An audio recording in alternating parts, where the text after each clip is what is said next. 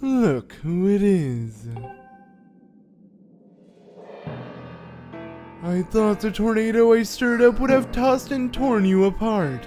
Yet here you are, not in pieces. Not that your life or death has any consequence. It's just that girl that matters now. I can sense her here, just beyond the store. Yes, we plucked Her Majesty from her perch in the clouds, and now she's ours. Oh, but listen to me. I'm being positively uncivil. Allow me to introduce myself. I am the Demon Lord who presides over this land you look down upon. This world you call the surface. You may call me Ghirahim. In truth, I very much prefer to be indulged with my full title, Lord Ghirahim, but I'm not fussy.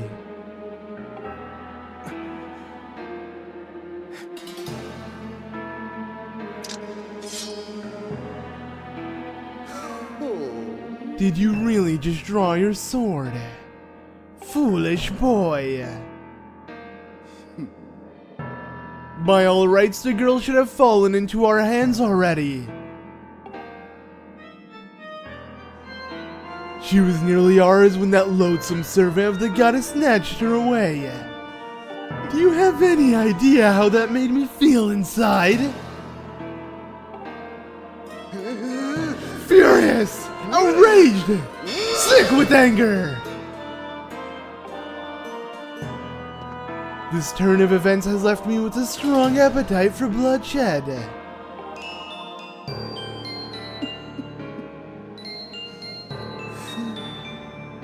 Still, it hardly seems fair, being of my position, to take all my anger out on you.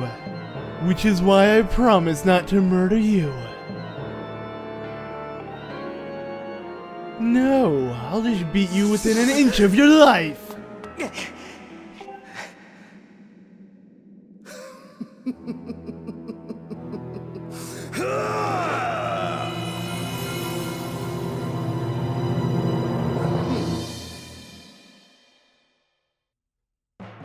Okay, so welcome back.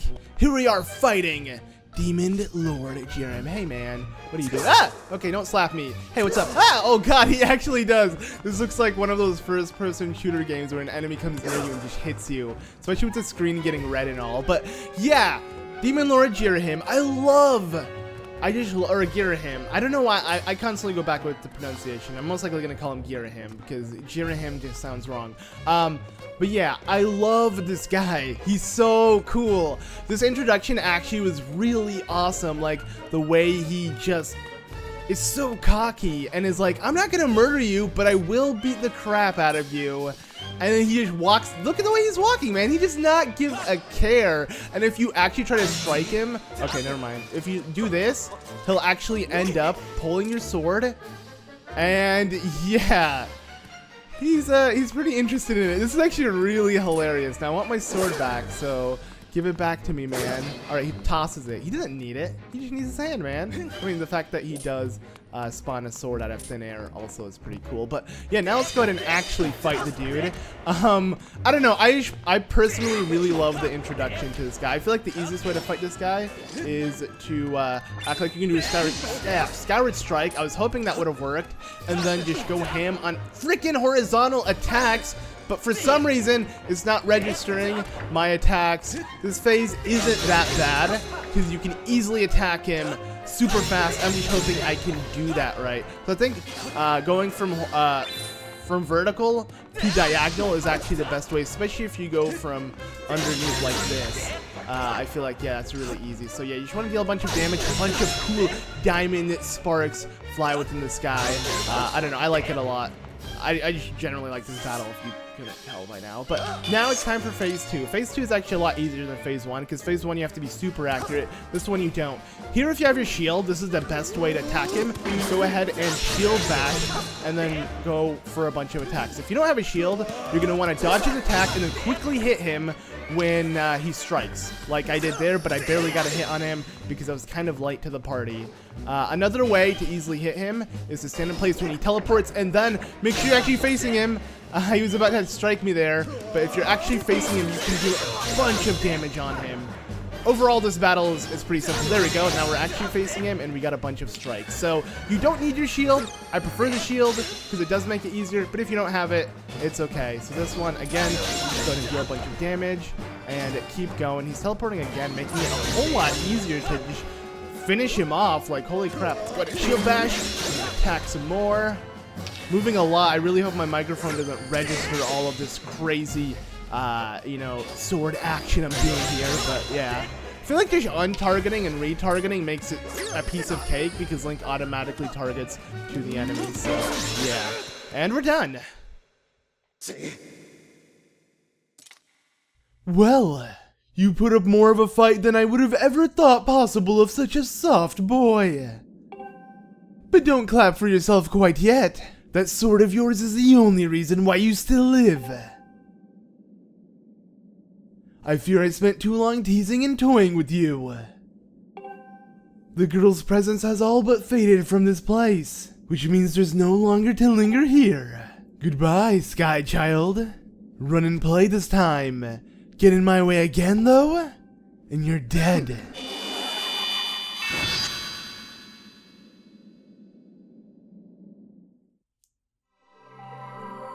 So he was kind enough to spare us, and since we actually didn't kill him, but this was a temple, we still do get a heart container. I think it's really cool as well how Ghirahim is the first boss of this game, but he's not really, you know, a boss. Like he would just work. He was a cameo for this temple, you know. He gave us a boss battle, but we didn't actually kill him, and he's not gonna be like all the other bosses we're gonna fight in the other temples. So yeah, I love the fight. He's gonna drop a heart container. This room looks super nice now that we have defeated him with this cool sun floor type deal we have going on. And here we got ourselves a heart container.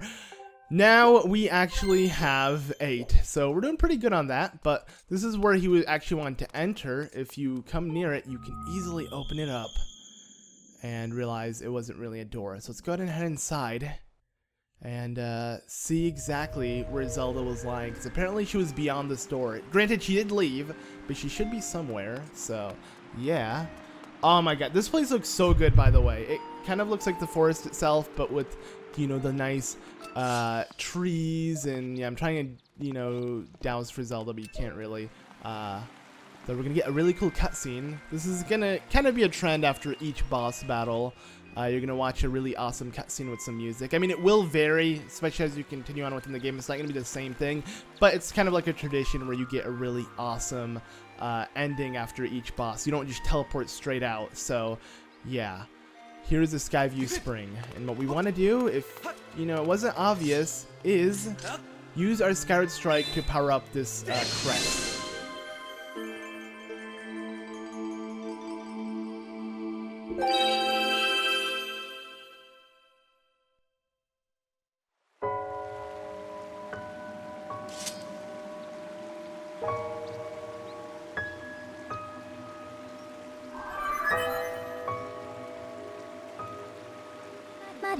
Master, I have a message written in the language of the gods of old. Allow me to translate for you. From the edge of time, I will guide you. The one chosen to carry out the goddess's mission. The spirit maiden who descended from the clouds must travel to 2 sacred places to purify her body. You stand in one of those places, Skyview Spring. The other is known as the Earth Spring.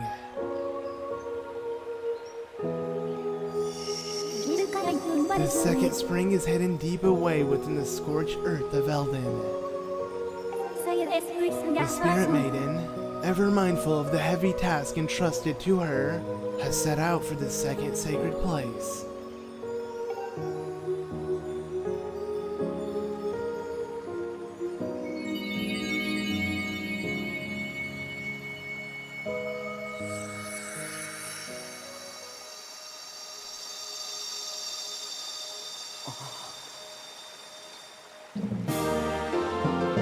You got the ruby tablet. The weathered surface of this heavy stone tablet feels very old. I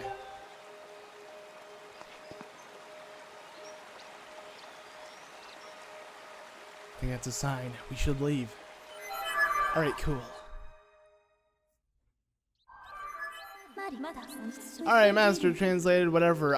So this tablet is going to open up the area to the next province within the game.